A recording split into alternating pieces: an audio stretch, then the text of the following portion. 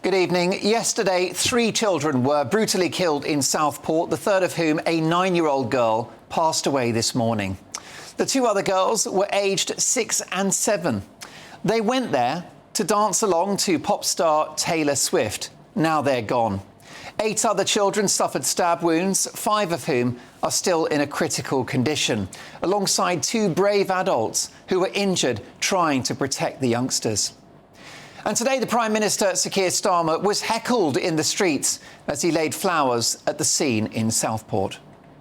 Time for change, Starmer. Come on, needed. How many more children? Is it mine next? Got your photos, off you go. Make a real change, Prime Minister. Make a real change! Get our children! Go away! I just found out my friend's 9-year-old daughter was killed. You're not wanted! You could hear angry locals saying, "Is that it?" in regard to the Prime Minister briefly laying flowers at the scene. And tensions have continued to rise throughout the day. In the last hour, a large crowd has gathered outside a mosque, chanting and throwing stones and bottles at riot police. Officers stood guard outside the building amid chants of "No surrender" and "English till I die" from sections of the crowd. Some police officers have reportedly suffered what appear to be minor injuries in chaotic scenes outside the mosque. A riot van was also set on fire. A police helicopter is also said to be hovering over the area. Well, we can cross live to Southport now, and GB News' reporter Sophie Reaper. Sophie, can you tell me about the atmosphere that's playing out at the moment in Southport? Absolutely. The atmosphere is incredibly tense here. We've had to retreat to a safe distance after things simply became too dangerous for us. Now, we've been here all day in Southport today where things have remained relatively calm. But of course, in the last hour or so alone, we were preparing to leave Southport for the day when I became aware of this riot taking place, and we had to come back in order to report on exactly what was going on. And I just want to bring in now my colleague and reporter Will Hollis. Myself and Will have been here in Southport all day reporting on this story. Will, I know both of us have seen this riot taking place from very close up. Just tell our viewers what it is that you saw. Yes, well, Sophie, what we've seen over the last 2 days is an outpouring of grief. This is the other side of it. This is an outpouring of anger. We're not far from Hart Street, which is where the tragic stabbing of 3 girls that were killed, as well as others who are still in a critical condition, took place. But we know that there are a number of protests as well as vigils taking place right now in Southport. And this was just a stone's throw away from that attack at St Luke's Road. When we arrived, there were people lining the streets, lots of them with their phones in hand. And when we got further down to where it was essentially a riot, there were multiple large police vans. One of them was set on fire by groups of what I'd say is probably hundreds of mainly young men, many of them wearing masks, some older men as well. There were journalists down there similar to us, and people were trying to take their phones and their cameras to stop them from filming what was happening.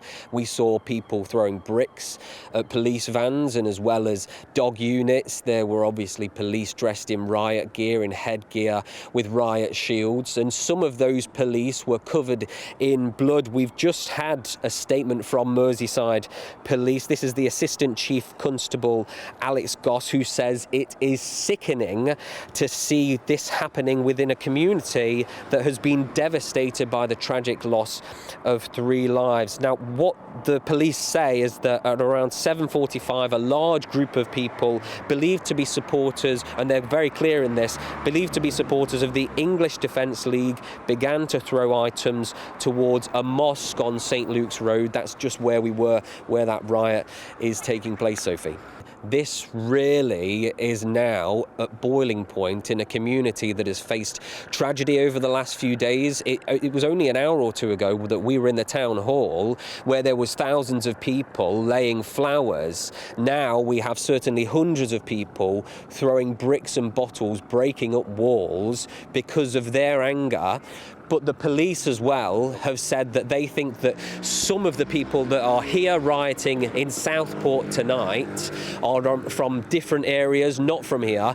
But we also know that some of the local people that we've seen on the streets in the last couple of days are very angry and upset about what has happened. And there's been lots of speculation about who did this, the killing of the 3 girls and the attack on the local summer club. And the police are saying don't speculate, because they are still finding out all of the answers. And what we're seeing here is that anger displaying on the streets of a seaside town that is here grieving. There are 2 sides to this.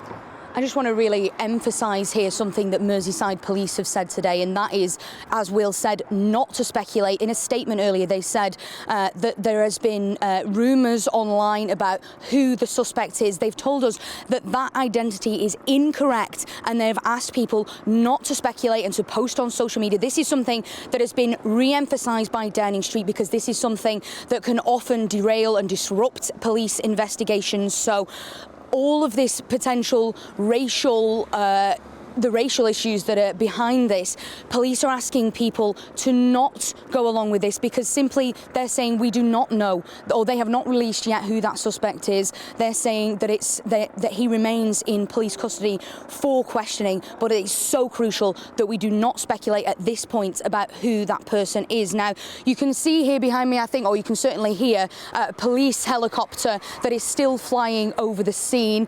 You probably can't see, but there is still the remnants of some smoke in the air from when the police riot van was set fire to. Now, whilst we were close to the front of the fray when police took out their riot gear, that police van, there was a small explosion as that fire continued to burn. You could see all over the floor the rubble that people had been throwing. So quite terrifying scenes, Will. I think if you live in this local area, now Southport is a seaside town. This is a residential area. This is a town that people come to. Just to our left is the promenade, where there's ice cream shops, there's candy floss being sold, there's fish and chips, there's families enjoying their summer holiday, and yet less than a mile to my right, to your left, there's a riot taking place. How terrifying.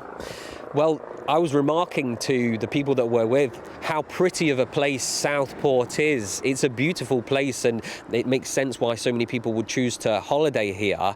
That's a stone's throw away from where people are throwing stones. As we were walking away from the violence and the disorder that we were seeing on the street, we saw people coming out of their homes telling the people that were going towards the violence and the disorder on the street not to come here, to turn around. They were swearing at them, telling them to go away, essentially, in much more curt words than that. And people here don't want this in their community. A lot of the people that were lining the streets were upset about what was happening. But we know on the other side, there is undoubtedly people from this community that were upset, that are angry, but Merseyside police say that many people who they think were involved in what we're describing as a riot here in Southport were not from the local area, that they've come from maybe neighbouring places because they've seen what's happened, particularly on social media, speculation. The world that we live in now, everything is a lot more instant and people can make their minds up about things very quickly, which is why particularly for journalists we have to be so certain with what we're saying is the fact. That helicopter is going back over again. We can remark on the fact that only a couple of days the helicopters going over Southport were helicopters for the hospitals, for the ambulance services, taking young children who had been attacked to hospital here in Merseyside, but also in Manchester. That police helicopter is here for a very different reason, and they're probably trying to track the riot and the disorder which we saw drifting off into the distance. Will, thank you so much for joining us. Truly terrifying scenes here in Southport. We have both been here today, and it seems a real change in atmosphere from heartbreak and from condolences to now anger and asking exactly what and why this has happened in this small seaside town.